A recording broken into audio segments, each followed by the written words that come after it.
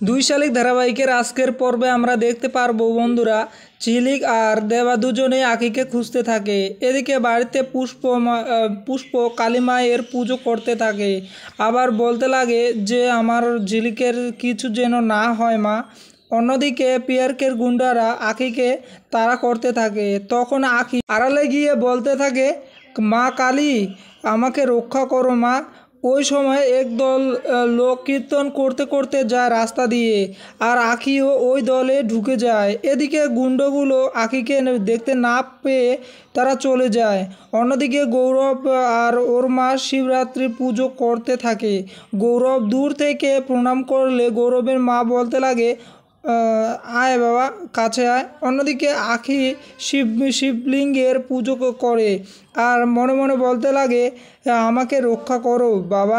এবং এরপর আঁখিও জ্ঞান হয়ে পড়ে যায়।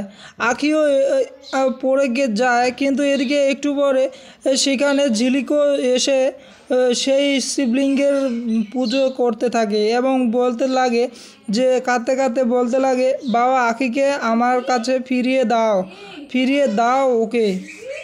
বলতে লাগে, যতক্ষণ না আমি আঁখিকে খুঁজে পাচ্ছি আমি এখান থেকে এক পাও নড়ব না। আমি আঁখিকে নিয়েই ফিরব ওই ছাতা বাড়িতে। মাথা নিচু করে আমি ছাতা বাড়িতে যাব না বাবা। আমাকে শক্তি দাও বাবা। আমি আমার মাথা উঁচু করে ওই ছাতা বাড়িতে গিয়ে দাঁড়াতে চাই, আর আমি সব প্রমাণ করে দিতে চাই যে আমি আঁখিকে মারিনি। তো বন্ধুরা।